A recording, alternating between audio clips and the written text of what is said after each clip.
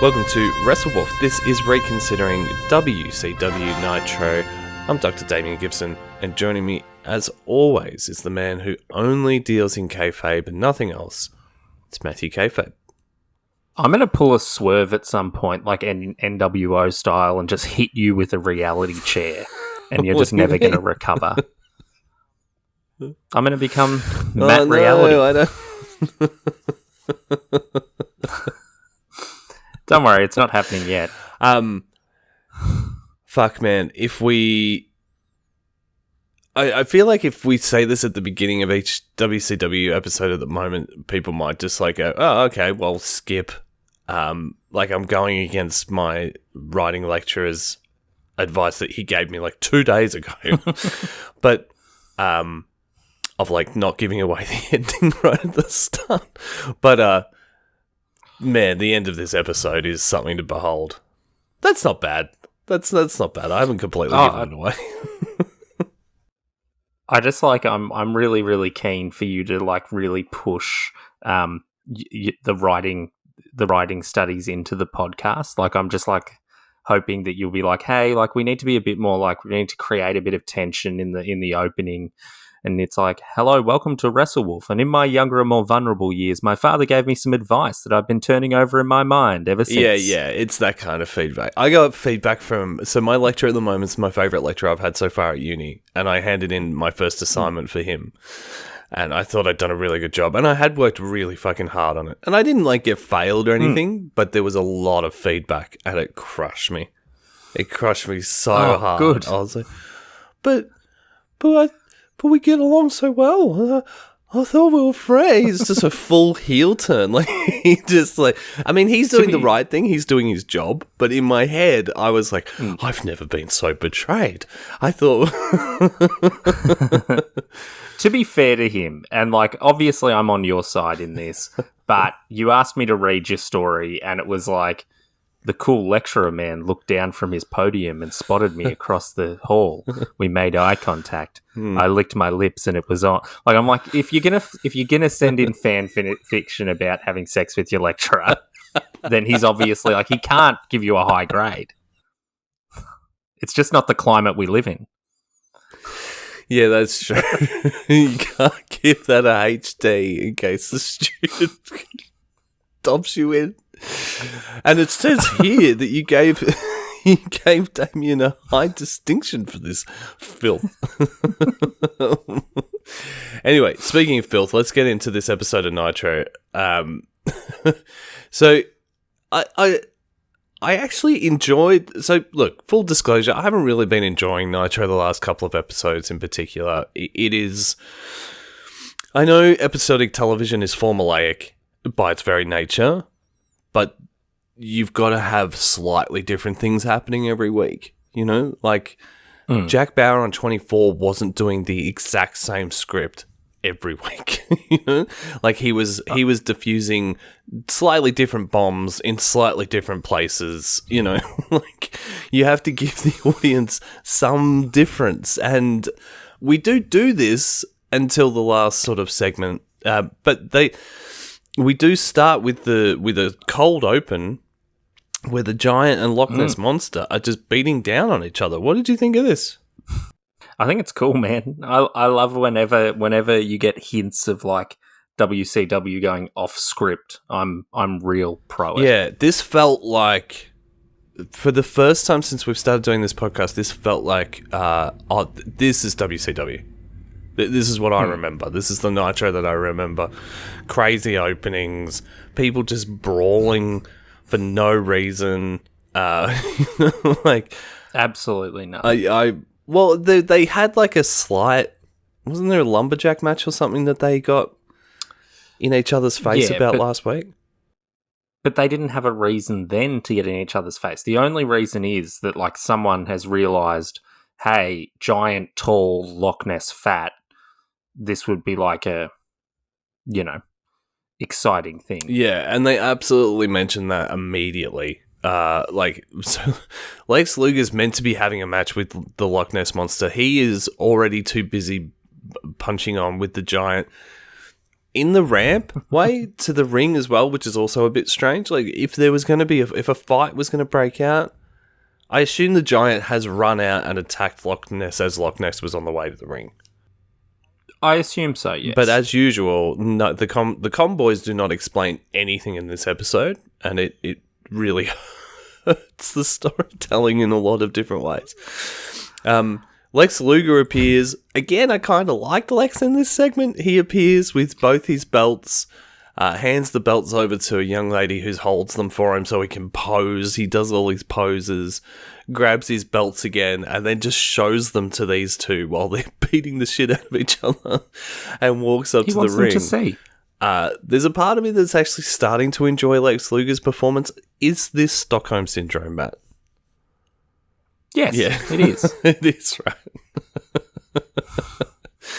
He gets in the ring. The Loch Ness Monster gets counted out because he's still punching on with the Giant. I think it was Eric who was like, "Oh, this." No, it was Mongo. Of course, it was Mongo who quotes a monster movie. He's like, "This is like Mothra versus Godzilla."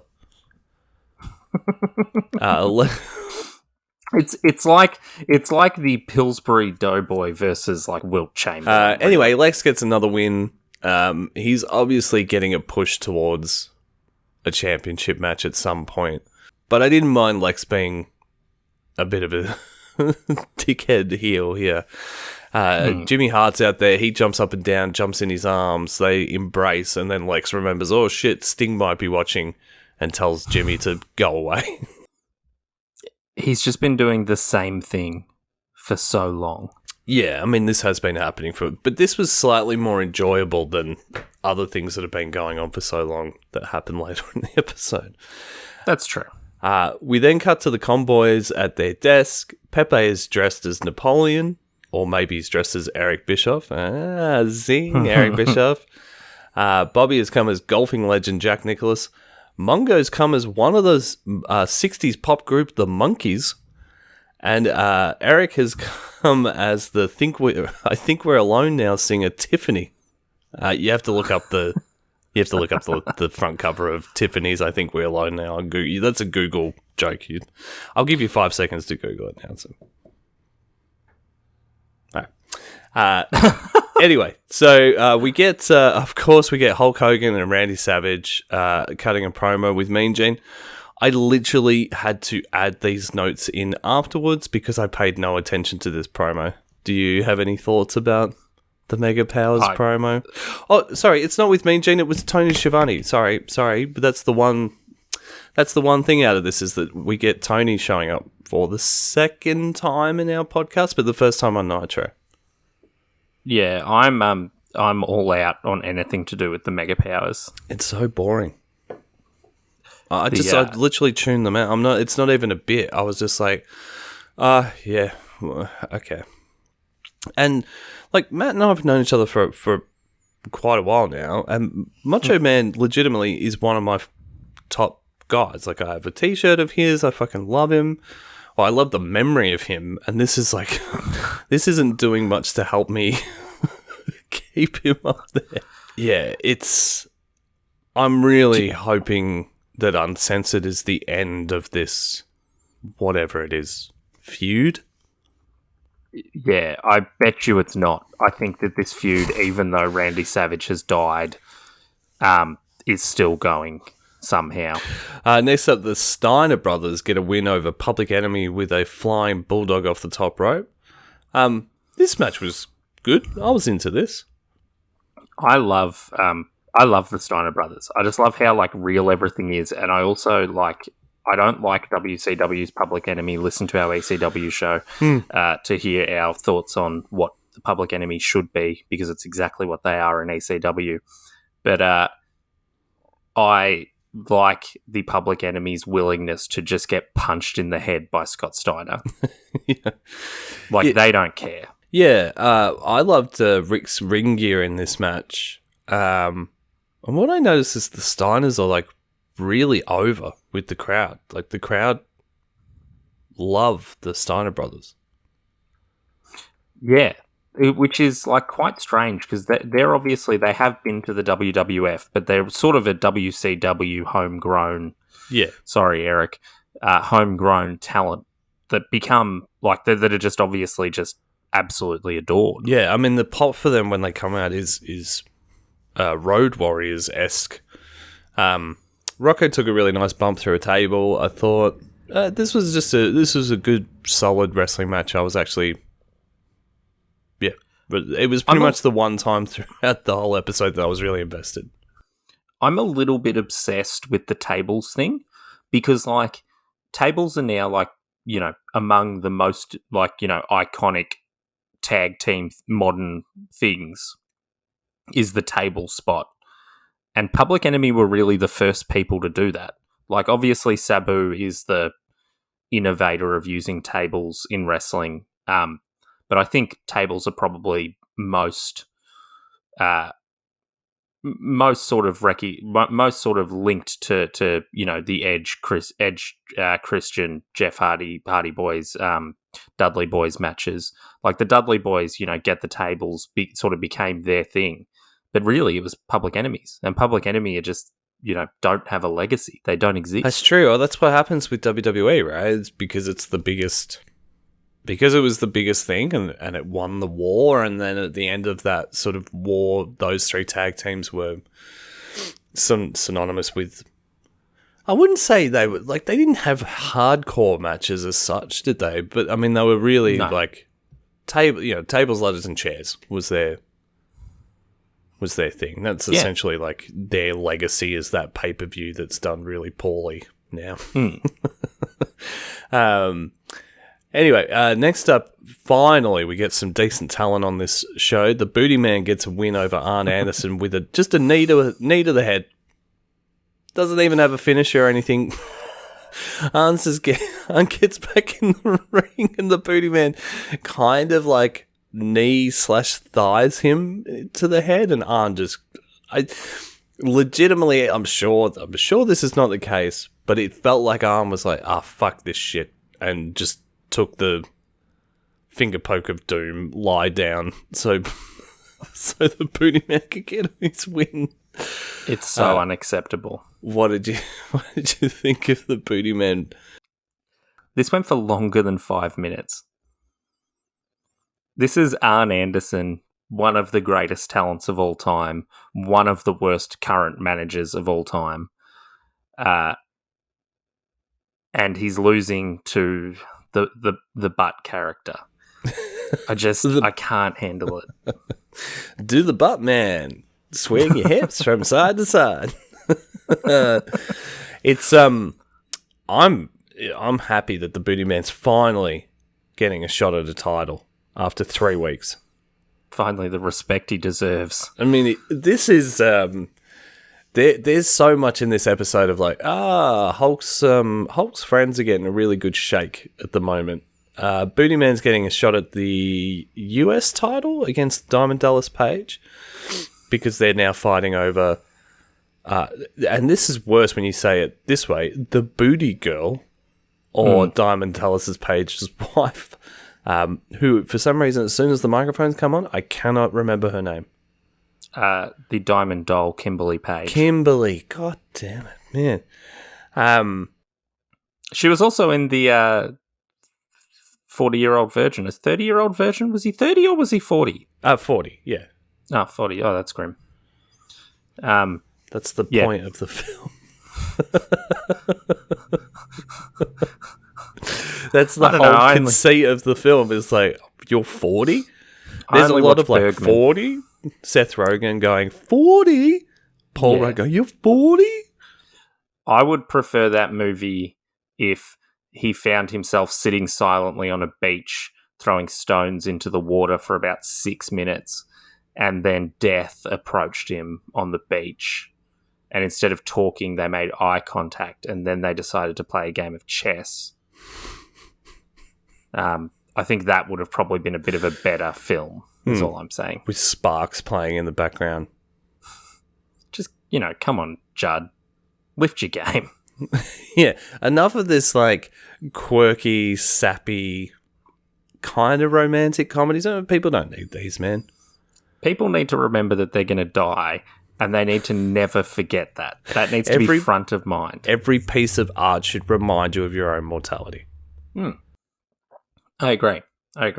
And the fact that we're all, broken and put together in strange ways, like a Picasso painting.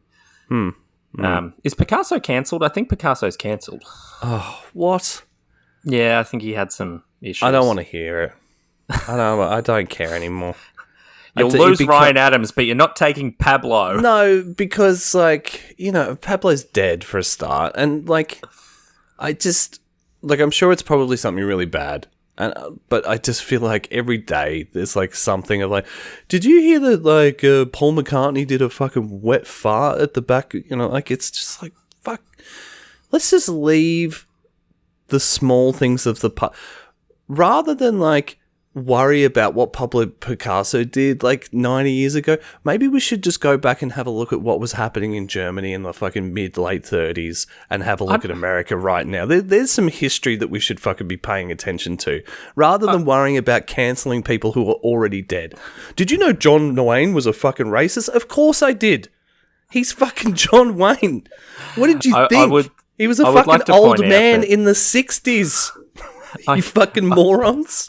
I don't think anyone's forgotten about fascism in Germany in the late 30s. Fuck, man. Well, if people spend all their time... My point is, if people spend all their time scouring Playboy interviews of John Wayne in 1966 going, oh my God, this guy's fucking racist, or Sean Connery didn't have great attitudes towards women.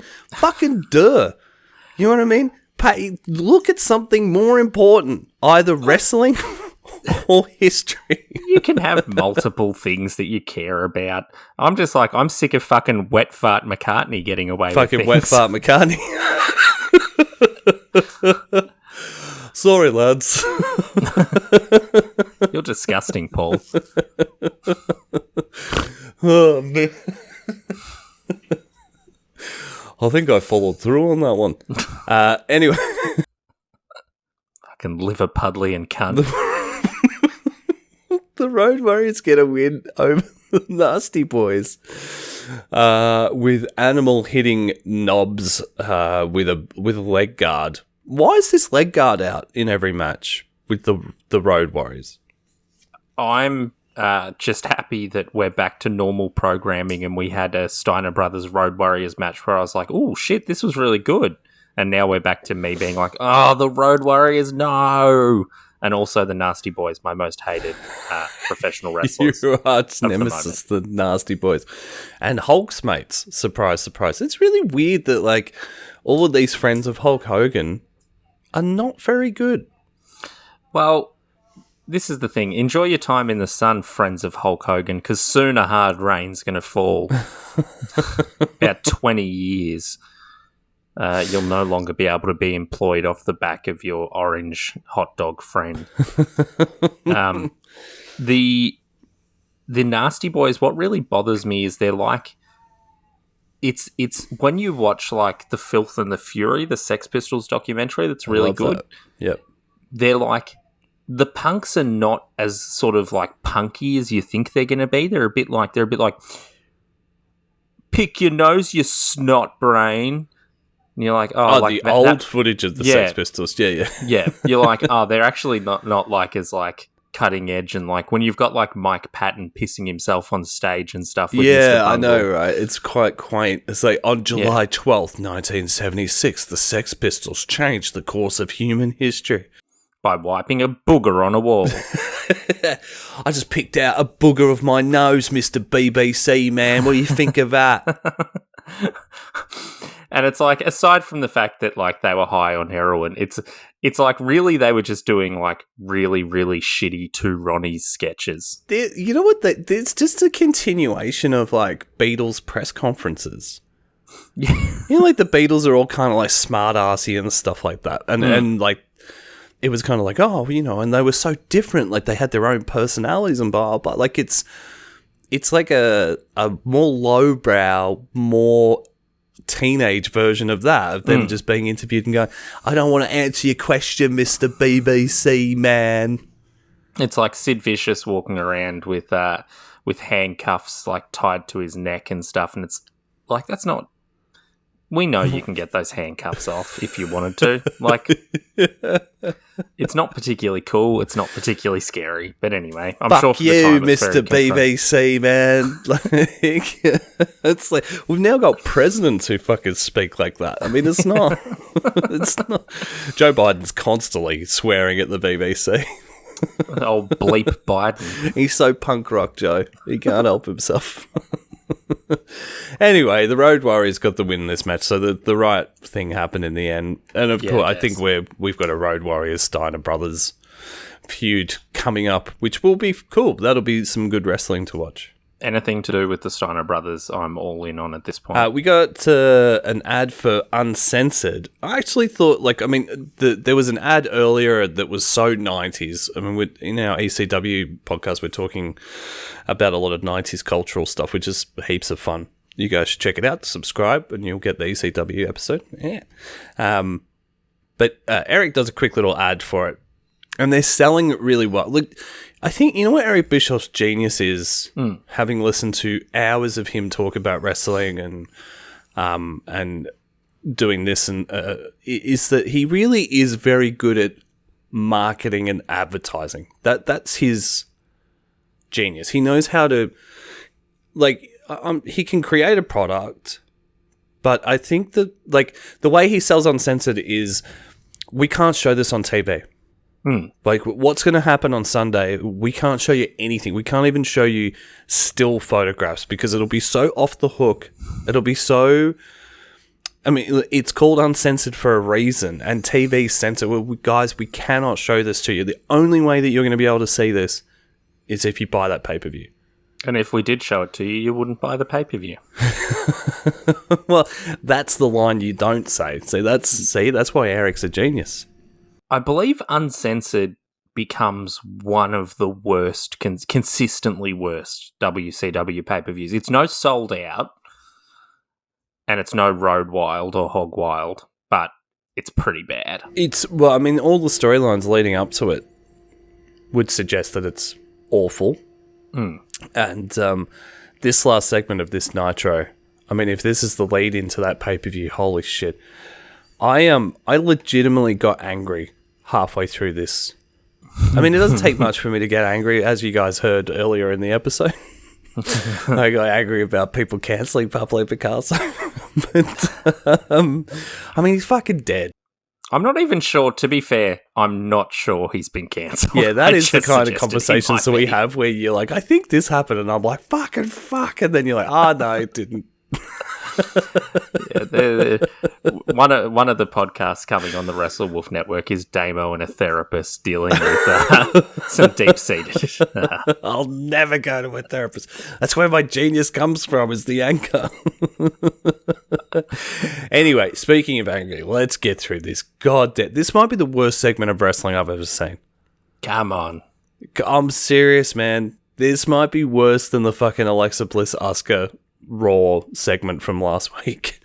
All right, let's get into it. Rick and Taskmaster jump Hulk Hogan and Macho Man as soon as they get in the ring. So I think also, there's legitimate questions I need to ask you. This tag match between Ric Flair and the Taskmaster and the Mega Powers, is it a no DQ match? Or is it... Do they mention that at all? No, they don't say it's no DQ, and particularly given it ends in a disqualification. You're right. I didn't even... there's so much going on. I didn't even notice that. It's a Texas Tornado tag team match. Right. What does that mean? Anyone can be in the ring at any time? As long as they're from Texas. Oh, okay. Cool. It seems discriminatory, but anyway. Hulk, the one part that I enjoyed of this match before we get into how terrible it is that Mulk grabs Hulk. That's what I'm calling Macho Man Hulk from now on. Mulk.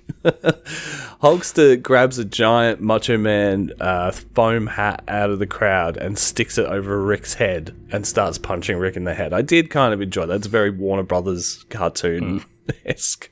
I was like, yeah, cool. I'm into this. The crowd are really popping for this match, and I'm just going to read the rest of my notes and we'll try and work out what the fuck happened here. Actually, this is the one other point I've got. We've got to see a lot of Rick versus Hulk in the last 2-3 months, kind of wrestling each other. There's been little bits and pieces of them, mate. What a shame it is that we never really... I mean, I know there's NWO versus Hulk and stuff later on, and we get actual matches and stuff, but what a shame that we don't, like, kind of at the end of their prime, get a proper Ric Flair, Hulk Hogan feud. Hulk, obviously, is a babyface because he would never do anything else, and Rick is the heel. Building up to... I mean, this Uncensored could be so different if it was just Hulk Hogan versus Ric Flair. You know, you call it, have a last man standing match if you want, or whatever, but there's just so much gaga and bullshit around the two of them in this feud. This was the thing this was my big takeaway of this segment, was like, what a waste. What a waste. Like, you could have the two greatest wrestlers of all time. I mean, everyone has their own favorites, but Hulk Hogan and Ric Flair are probably the two biggest names in wrestling of all time, right? And like, to have the two of them have a proper feud would have been so great. And we're getting the Booty Man and the Yeti and fucking, you know, Jimmy Hart is out there, and so is Arn Anderson, and blah, blah, blah. Like, there's 7 managers and 19 different friends, and that was my big takeaway, was like, oh, what a shame.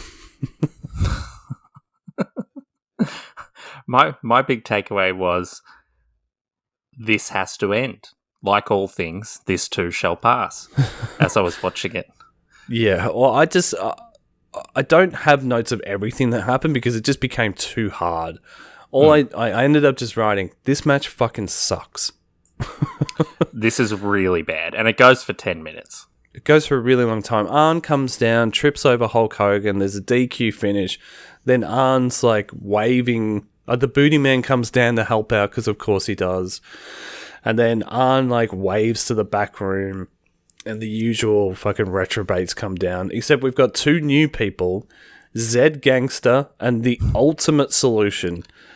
I have 1/4 of my family heritage is Polish Jew, and I'm hearing the Ultimate Solution get announced. Just inherently shook me to my core. I was like, I don't like that name. Either did the people, because the name of Robert Swenson or Svensson, I don't know, is or as Wikipedia calls him, Robert Alexander in brackets Jeep Swenson Jr. Right. It was changed immediately. Fucking thank Christ. What were they thinking? Oh no! So this is the thing. So he's named the Final Solution in this one, and then he gets renamed the Ultimate Solution. Oh my god! So he actually was called the Final Solution. Yeah. Oh my god. But I'm gonna quickly just Facebook you a little link to a Wikipedia page for this fellow, because you need to see, and the listeners need to see. His name is Robert, spelt normal, Swenson, Swenson.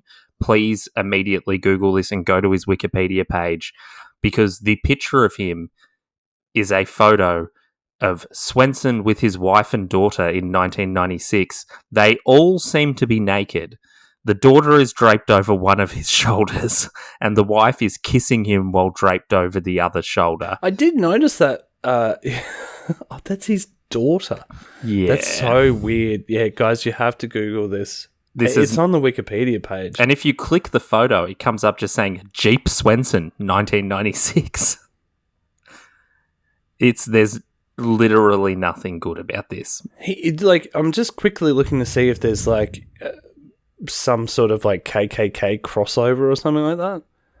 It doesn't say anything. No, it doesn't. It's just it's just dumb wrestlers. Yeah, trying to be funny or something, or like, I mean, that's a really... Yeah. Even in 1996, man, that name is highly inappropriate. I will just point out that the yeah, oh no, it's absolute, like, it's terrible. But I don't get into much of like, you can't do that, you can't do that. You know, people try and do things artistically. And Stop trying to cancel Robert Swenson, the final solution, please. I fucking am. At least the name. Just change. I mean, anyway. His daughter's now a very, I don't know the word to use, but she's an Instagram influencer that posts a lot of confrontingly sexual photos. She's the booty girl? She's the new booty girl? She is absolutely the new booty girl. Right, okay. Anyway, Zed Gangster is the guy from No Holds Barred, right? It's Tiny Lister. He died recently. Yeah. No, did he? Zeus. Yeah. He's my favourite actor in my favourite film. He's he's legit. I feel really bad for him. He's in the Fifth Element. Yeah, no, I mean he's Friday. Genuinely, he's one of those interesting wrestling stories of like he got pulled into wrestling legitimately because he looked amazing. You know, like he's just such a strange looking guy. And I mean Eric at this stage is like, well, you know, Hulk and Macho Man have done so well for me, so why wouldn't I just bring every WWF person in, you know, any rock and roll wrestling person that I can. Yeah. Like Elizabeth has come in, and then Brutus the Barber Beefcake. Now Zeus. Now he's going to feud with Zeus. But Jesus Christ, man. I mean, there's literally, what, like 12 people in the ring at the end of this? And then, like, you know, by this stage, it's like, well, who cares? But, I mean, I do. The booking here right at the end is so terrible, where we've got the three big guys. I mean, Booty Man's come down for the save as well, by the way, so he's failed. So, like, he's a complete failure. And then the three of them, the three good guys, run off through the crowd. I know they're trying to show that, like, you know, Zed Gangster and Ultimate Solution or whatever his name is. I can't say that again. Just like call him so Robert Swenson. Yeah, Swenson. Are so big and scary that they run off. But also, this is your baby faces. These are the people that you're wanting to see on the pay-per-view, right? Like, you want to see if they're going to win or not. That would be the equivalent if I was watching SmackDown last night and when Roman Reigns was, like, having a go at Kevin Owens' family and his dad and grandparents, and so, like, especially his granddads that he's got, like, Kevin Owens has their names, like, tattooed on his knuckles or whatever. There would be like if Kevin Owens just went, oh, you've insulted my granddads. I'm a bit scared, and then just got up and ran off. You know what I mean? Be like, oh, well, I assume Roman Reigns will win that big match at the pay-per-view because Kevin Owens seems really scared of him. You shouldn't you shouldn't attack people's grandparents, though.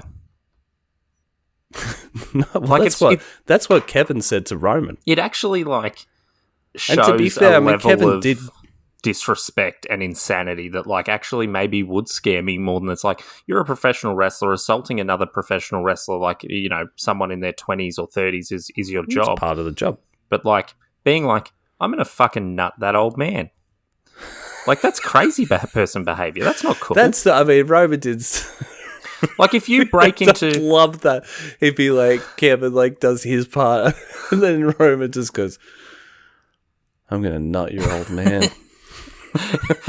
It does sound a little bit like he's going to... Anyway. But, like, if you were to break into a house, right, and you were to... If. Because you're going to steal things for money to buy drugs. You're a cliche. Yeah, I know. I know what I do for a living. So, but then you get confronted by, like, a 25-year-old, and you, like, push him and punch him to get him out of the way and run out of the thing. That's bad. Like, that's shit behavior. But if you're confronted by a 78-year-old and you push him and punch him to get out of the way, that's really horrific. Bad behavior. Roman should also say he hates any pregnant relatives of Kevin Owens. Why are we talking about this? Sorry. It's Rumble Day. Happy Rumble Day, by the way, guys. We're really putting this 1996 episode in a 2021 context. Well, look, man, you know, this episode was so bad and so little happened. I've already moved on. Do you want to mentally preparing myself to be disappointed for Daniel Bryan to not win another Royal Rumble? Do you want to hear what happened on Monday Night Raw? Yeah, what's going on the WWF? Davey Boy Smith defeated Jake Roberts. Ooh. Goldust defeated Fatu. That's Rikishi. Yeah. Diesel defeated Barry Horowitz. Nah. Unless it's a lasagna match, I'm not interested in. And then Sleepy Brett defeated Tatanka. Fuck, all right. Sleepy Brett. You're watching Raw, aren't you? Bret Hart's in the main event, so it's pretty hard for me to look. If I'd put it this way, I'm probably, because of loyalty, I'm probably watching WCW. But if I get to, like, because if we're putting it in context, if I've been watching WCW every week for the last 8 weeks, I'm sick of this last segment that happens every week. So if I flick over and Bret Hart's in the main event, then I'm going to stay on WWF. So I'd say for the last 10 minutes, I'm watching Raw.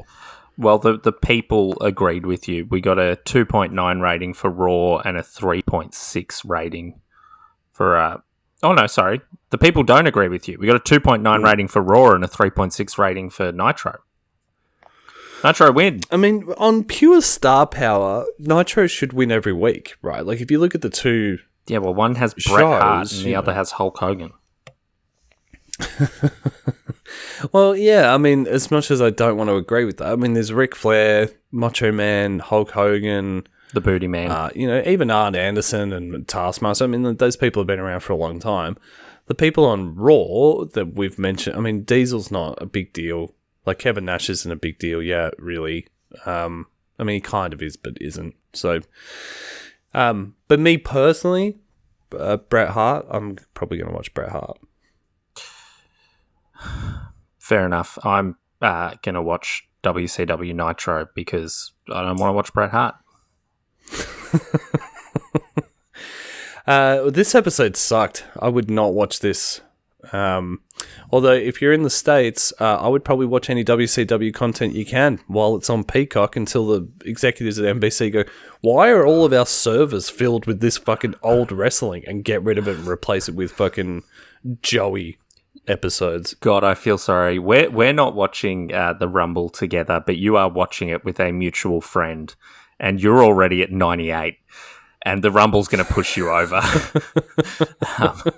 I feel like I should text him and just say, hey, just so you know, like, you might want to don't have anything with caffeine in the house. If you just want to, like, crush up some, like, Nurofen and chuck it in in a Coke for him, might help. Yeah, there's things that are going to... look, I watched SmackDown last night in preparation, and I was, like... okay with it, but I just, things just pop into my head where I'm like, oh yeah, Vince did that, and then it makes me angry again. Well, when Donald Trump wins the Royal Rumble, you're going to be pretty fucking angry. Fuck, imagine.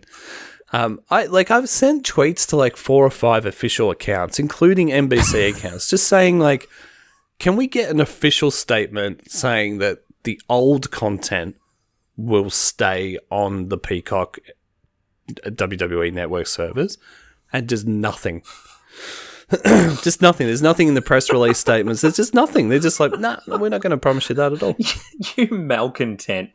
Why hasn't NBC replied to my tweet? It's not hard. They've got full digital media teams that's their fucking job. Are you and David gonna do a Royal Rumble wrap up? Is that gonna happen?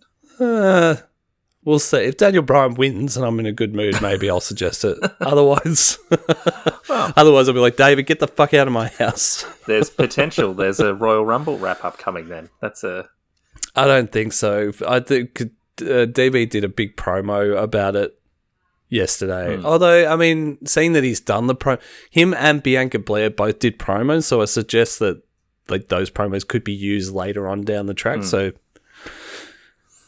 I don't know. I saw that Ross Twiddell from Cultaholic earned £187 on putting a bet on Nakamura to win. But he like pulled the bet early. You know how you can pull the bet early because the odds had raised so much over the last like 3 or 4 weeks. He earned like close to 200 quid. That's crazy. Just by playing the wrestling stock market. Good fit. We obviously don't have anything left to talk about on this episode, so we might as well wrap it up. Thank you for your support. As always, guys, our listenership is up again this month, and I'm really, the two of us are just so thankful for your support. We really are. You can continue to support us by subscribing, sharing the podcast, rating and reviewing us 4 stars or above, please. Following us on social media, and just sort of sharing the episodes and stuff. But ultimately just listening to our episodes is what we love you guys doing. But until next time, brother friends, Pepe is dead.